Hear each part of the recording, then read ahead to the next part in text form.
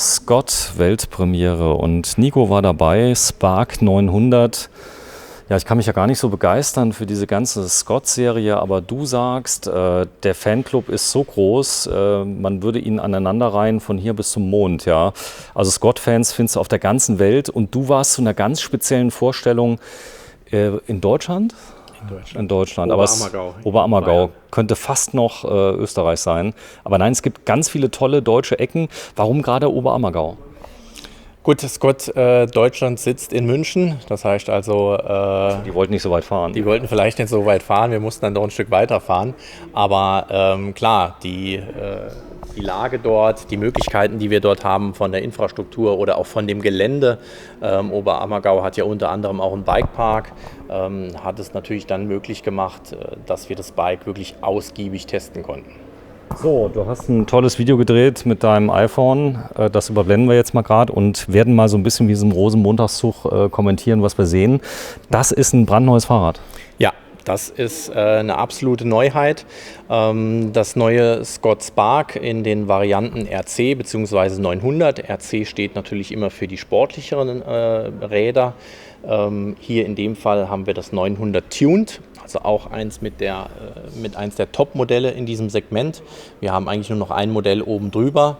Preispunkt 8.999 €, also es ist schon eine scharfe Ansage. Und es gibt noch was oben drüber. Heißt also vom Preisgefüge her ist die neue Spark-Serie extrem breit gefächert. Wir starten ab 2.400 € mit den Aluminium-Varianten. Auch dazu wird es noch ein Video geben. Wir gehen aber auch bis hoch in eine Preisrange von 13.000 €. Besonderheit wirklich ganz klar ist, wie du hier schon siehst, wir reden hier von einem vollgefederten Fahrrad. Und was du halt gar nicht mehr siehst, ist der Dämpfer. Wie? Weg? Weg ist er nicht, er ist nur versteckt. Er ist sehr, sehr schön versteckt, das muss man ganz klar sagen. Jetzt wird der ein oder andere Kenner natürlich sagen, ja, das kennen wir ja schon von der Marke Bolt. Die Marke Bolt gehört ja auch mit zu Scott, beziehungsweise hat Scott Anteile daran. Und das Prinzip ist, sage ich mal, ähnlich. Es ist nicht genau das Gleiche. Jetzt kann man jetzt sagen, die Ingenieure haben jetzt einfach mal ein bisschen kopiert und Scott draufgeschrieben. Da gab es was Tolles, es gab einen transparenten Rahmen, gell? Genau, es gab einen transparenten Rahmen. Man sieht also nachher auch mal wirklich das Innenleben. Es war mir einfach wichtig, dass man das auch mal sieht, dass der Endkunde sowas halt auch sieht. Wir kennen alles, was die Presse uns berichtet. Für mein Empfinden manchmal ein bisschen, ja, es hat ein großes Spektrum und die Features sind natürlich halt immer mit das Wichtigste.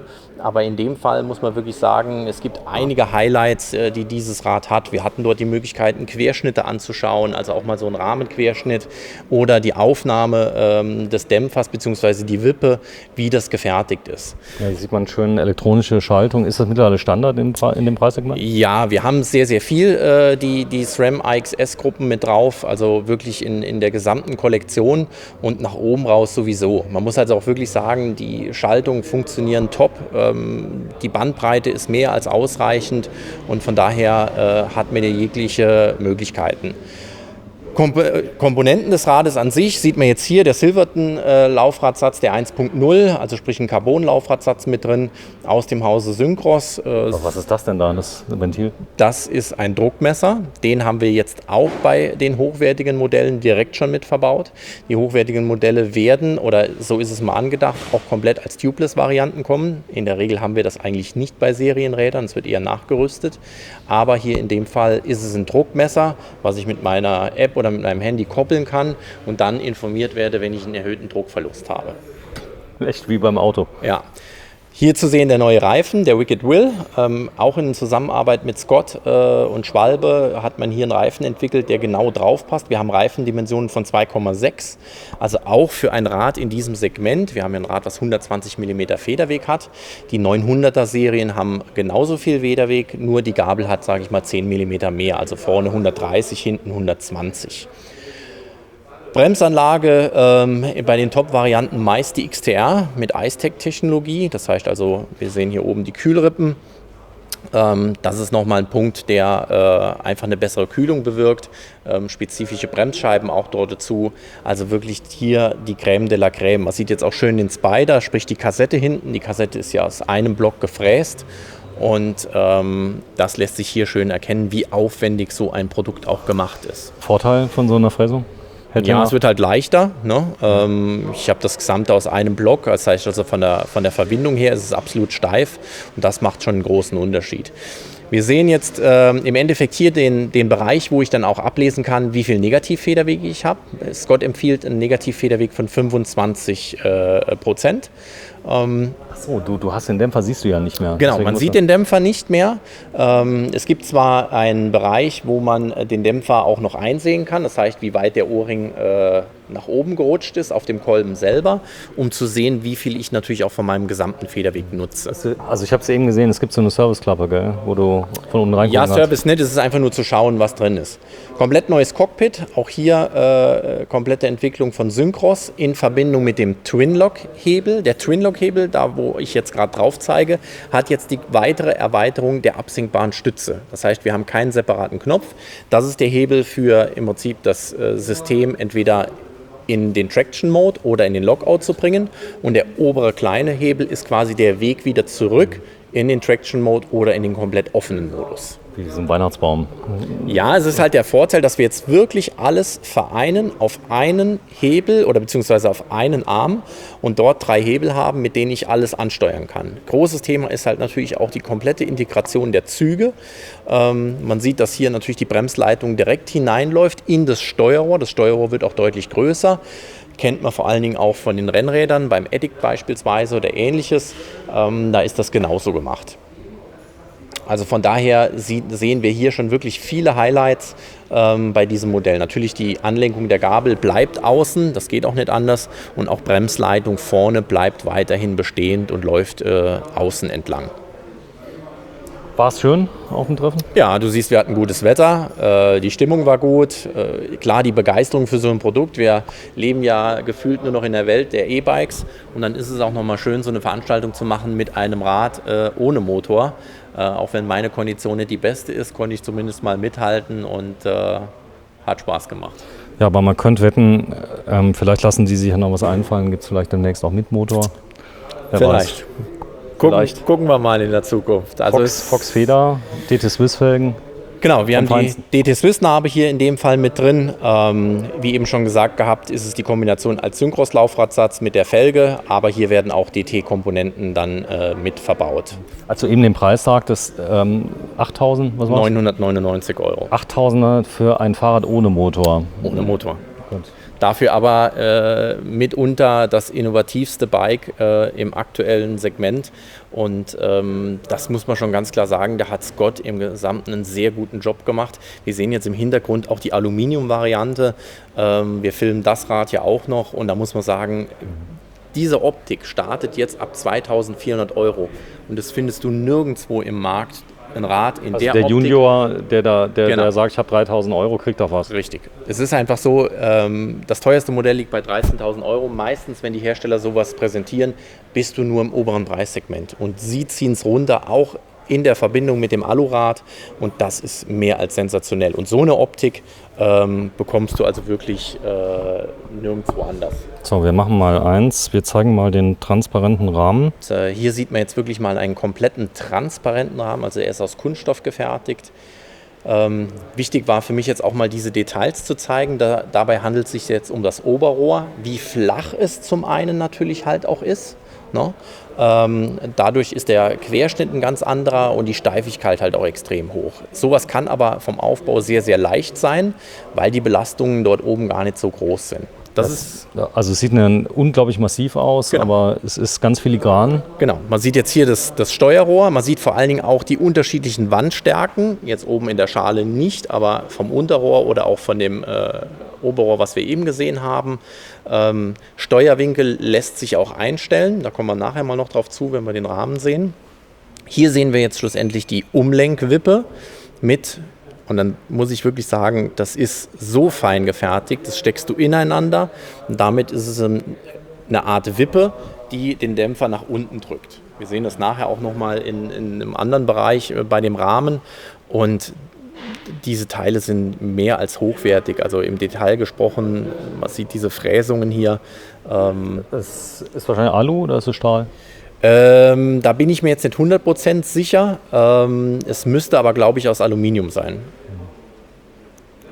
Hier sieht man diese Wippe. Ja. Ne? Also auch dort im Verhältnis, das ist auf jeden Fall Aluminium. Ich glaube, dass die in der Serie aus einem anderen Material sind, aber das bin ich mir jetzt nicht hundertprozentig sicher. Aber das ist der versteckte Dämpfer. Der Vorteil ist natürlich, er kann gar nicht schmutzig werden. Das ist nur die Wippe. Den die Dämpfer Wippe. siehst Da du ist jetzt hier. Ne? Hier oben hast du quasi den Drehpunkt der Wippe. Und jetzt zu dem Thema, den Dämpfer, wie kriege ich ihn raus? Service, du hast ganz normal 2 Schrauben, eine unten, eine oben und du entnimmst den Dämpfer nach unten raus. Also ist gar kein Problem. Ne? Wer jetzt denkt, boah, das Ding ist so verbastelt, bis ich das mal draußen habe. Also es geht wirklich wie bei einem klassischen Dämpfer auch, der kommt schön unten raus. Klar, ich muss die Züge natürlich entfernen, aber das muss ich bei einem externen Dämpfer natürlich auch machen. Wir haben zum neuen Rad auch komplett neue Lagerungen. Das war Scott sehr, sehr wichtig, hier nochmal auch deutlich hochwertige Lager mit zu verbauen, um die Haltbarkeit halt auch natürlich zu gewährleisten. Gerade in den Gelenkspunkten auch, man sieht es jetzt hier sind die Lager ja eingearbeitet. Das heißt, hier sieht man auch die Dichtung dann noch, das Blaue. Und hier hast du jetzt dieses Konstrukt, was wir eben gesehen haben, was hier unten auch liegt. Und die Wippe dreht sich quasi nach unten und drückt auf den Kolben und somit federt das Rad auch ein. Es gibt da auch eine Illustration zu, die können wir dann gern mal einblenden. Die gibt es von Scott, die haben wir auch bei uns auf der Webseite. Hier sieht man die absenkbare Stütze. Auch innen drin ist eine spezielle Führung für diesen Zug, damit das auch ordentlich und sauber da drin verlegt ist. Wahrscheinlich würde der Rahmen nicht halten, oder? Der Kunststoffrahmen. Nee, der wird nicht halten, der ist vorne auch aufgeschnitten. Aber die Züge, muss man dazu sagen, die liegen jetzt einfach nur dort drin. Im Gesamten sind die aber noch ummantelt. Das ist nachher in der Serie ganz anders, weil ansonsten würden sie die ganze Zeit klappern. Das heißt, die haben meistens noch so einen Schaumstoff drumherum, damit das eigentlich gar nicht mehr passiert. Hier siehst du das Steuerrohr. Du hast die Möglichkeit, die Schalen um 180 Grad zu drehen und dadurch kannst du den Lenkwinkel dann nochmal beeinflussen. Also du siehst hier, da haben wir einen Schlitz drin, das wird nicht halten. Ah, okay, jetzt sehe ich es. Genau. Die haben sich unglaublich viel Mühe gegeben. Der Lenker ist ja aus Carbon? Ja, also es ist ein komplett neues Produkt von Syncros. Wir kennen das ja schon als Hicksten oder die Fraser-Variante. Hier haben wir eine weitere Ausbaustufe, weil wir jetzt das Thema der innen verlegten Züge natürlich halt auch haben. Das ist so ein bisschen adaptiert aus dem Rennradsegment und fügt sich jetzt natürlich dem ein. Es gibt natürlich auch die Varianten, wie Nino Schurter das fährt. Da hast du 30 Grad negativ Vorbau. Das ist dann natürlich im Verhältnis schon sehr sportlich. Auch hier nochmal, also der untere ist die Verstellung der Sattelstütze, die Absenkung. Der mittlere Hebel ist dafür gedacht, für den Traction Mode einzustellen oder den Lockout. Und der kleine Hebel oben drüber ist dann quasi der Weg zurück, entweder dann zurück zum Traction Mode oder zum komplett offenen System. Und es ist alles in einer Schelle integriert. Ich war früher mal vor den Supermärkten, da habe ich immer die Leute gesehen, die solche Haushaltsreiniger angeboten haben. Die konnten das auch immer gut erklären.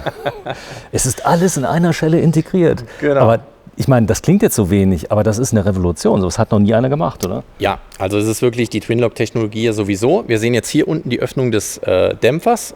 Auch hier dieses Cover, ich hatte das auch bei manchen Modellen gefilmt, wie sich das auf- und zumachen lässt, ob das schwierig geht oder nicht. Rot ist die Zugstufeneinstellung, der Teller oben ist im Prinzip die Anlenkung des Zuges und führt dann dazu, dass wir entweder ein offenes, ein Traction-Mode oder ein komplett geschlossenes System haben.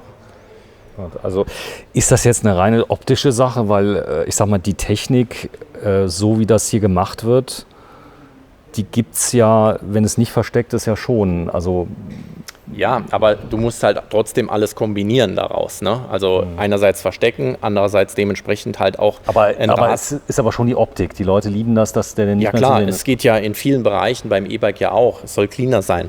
Was ich noch kurz hinaus will, du siehst hier hinten, wir haben kein Gelenk. Das heißt, die obere Strebe Federt, oder? flext. Auch bei den Aluminium-Varianten. Das ist eigentlich, bei Carbon ist das kein Problem. Bei Aluminium muss man wirklich sagen, geht es wohl dann halt auch, wusste ich selber nicht. Achso, wenn es praktisch hin und her bewegt wird, könnte es brechen? Genau. Ja. Und das, weil Aluminium ist ja vom Grundrohstoff her sehr steif und hat keine Flex-Eigenschaften. Aber sie kriegen das auch dorthin.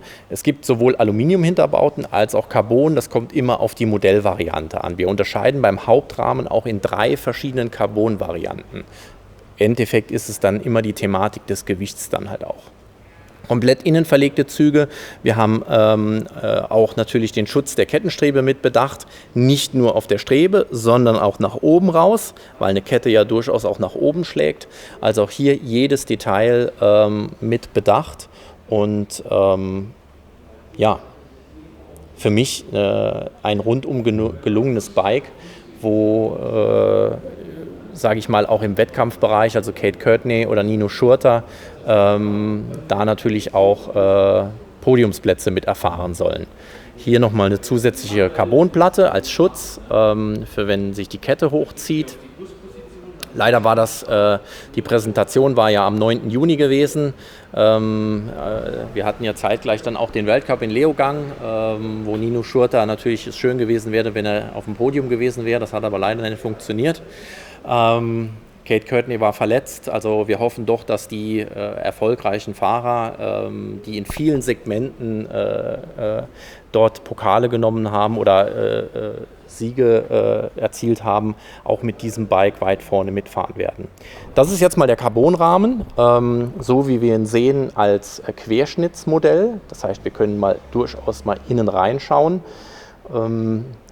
Und das ist das, was ich halt meine, alles, was von der Presse oftmals gezeigt wird, also die machen einen guten Job, aber solche Details sieht man selten. Also ich bin froh, dass wir auch immer die Möglichkeit haben, sowas zu sehen und uns da auch mit den betreffenden Personen auszutauschen. Ich habe ja gemerkt, unsere Videos sind ja immer lang, wir zeigen ja viel, sehr detailliert, das geht vielen auf den Zeiger, aber ich glaube, jemand, der sich wirklich dafür interessiert, will es ja ganz detailliert wissen, weil genau.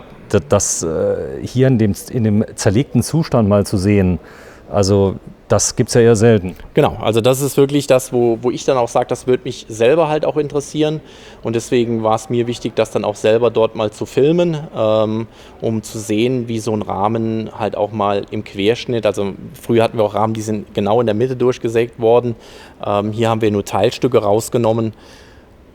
Und das ist halt einfach mal was man so eigentlich vielleicht mal ein Bild von sieht, aber mehr dann halt auch nicht. Das war wann, das Event? Das war jetzt am 19. und 20.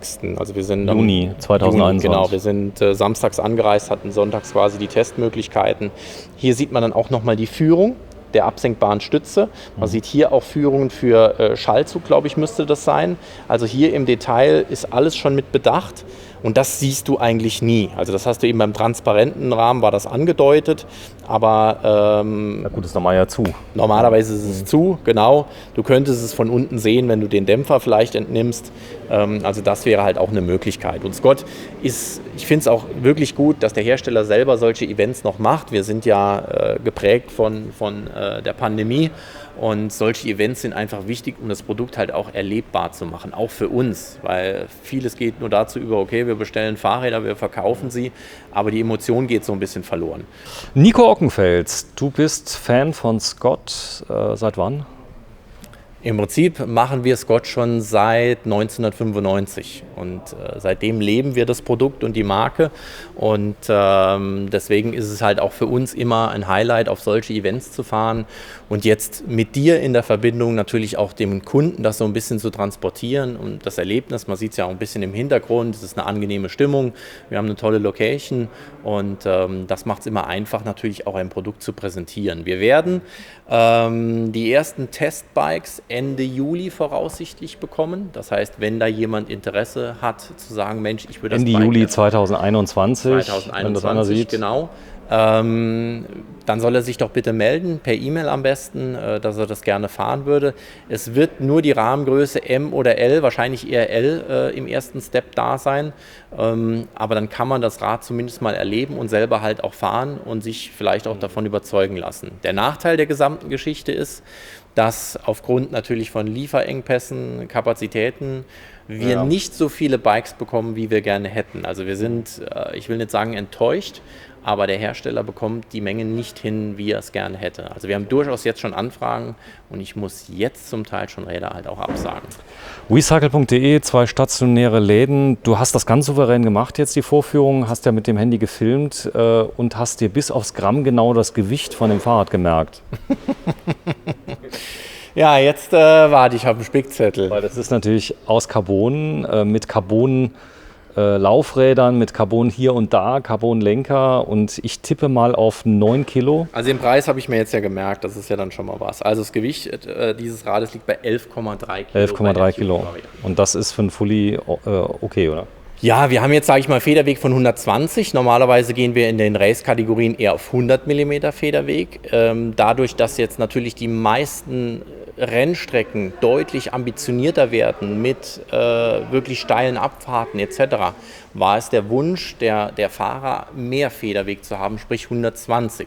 Also auch für den Chris, der bei mir arbeitet, der eigentlich oftmals auch lieber ein Hardtail fährt, war da komplett so ein bisschen ungewohnt auf diesem Rad unterwegs. Ist es vom Feeling für die Leute, weil man ja nichts sieht, fühlt es sich an wie ein Hardtail, wenn du es so siehst? Nein, es fühlt sich nicht an wie ein Hardtail. Das ist ja ein vollgefedertes Nein, Rad. optisch, wenn du das so siehst. Nee, das nicht. Da ist der Kopf dann doch schon zu weit mit drin, weil man es auch erwartet, dass es komfortabel ist. Aber man muss auch dazu sagen, wir haben das Rad ja auch mit im Bikepark genutzt. Und die Abfahrtsqualitäten sind schon sensationell. Das heißt, man will einfach eine größere Bandbreite haben zwischen wirklich dem Cross-Country-Einsatz, also als Renngerät, aber auch der Bandbreite hin für mal einen steilen Trail oder Ähnliches runterzufahren. So, du hast einen Versandhandel, du lieferst in alle möglichen Länder aus, wo es geht, steht auf der Webseite drauf, hauptsächlich nach Deutschland, aber auch nach Luxemburg, nach Frankreich auch und so weiter. Wenn ich jetzt Interesse habe, lohnt sich das man sollte es Probe fahren, oder? Schon, oder? Ja, es gibt natürlich halt auch Kunden, die fahren schon einen Spark die ganzen Jahre zuvor und die sagen, okay, das Neue will ich auch auf jeden Fall. Also ist bei mir eigentlich ähnlich, neues Produkt, das gefällt mir, ist es das Segment, was ich halt nutzen will und dann würde ich es schlussendlich auch fahren. Also es ist eine gewisse Umgewöhnung, es ist nicht das alte Fahrrad, sonst wäre es ja auch keine Neuentwicklung, aber man muss sich da halt auch ein bisschen drauf einlassen. Aber wir haben viele Kunden, die einfach sagen, ich fahre jetzt schon seit 10 Jahren einen Spark. Und das Neue will ich auch auf jeden Fall. Die Optik ist Hammer und da haben sich schon viele gemeldet. So, recycle.de, was ich noch sagen wollte. Idee war ja jetzt hier, ich konnte nicht mitkommen. Ich konnte wirklich nicht mit, sonst wäre ich noch mitgekommen, hätte das auch noch gemacht, hätte es auch noch gefilmt. Aber ich finde das ziemlich innovativ, dass du wirklich viel detaillierte Sachen gezeigt hast. Ich zeige mal gerade, was wir noch im Portfolio haben. Wir zeigen noch gleich das Spark 900 Ultimate Evo AXS und das Scott Spark 950 sowie das Spark World Cup Evo AXS. Kein Evo, es war kein Evo. War aber kein Evo. Ohne Evo sozusagen. Ohne Evo. Und du warst da, auch da wird es jeweils ein Video geben, was wir jetzt produzieren. Ja. Vielen Dank, Nico. Und wenn Sie Lust haben, ja, wieder mal der Hinweis, kaufen Sie ihm die Bude leer. Ja, tschüss, danke. Ciao.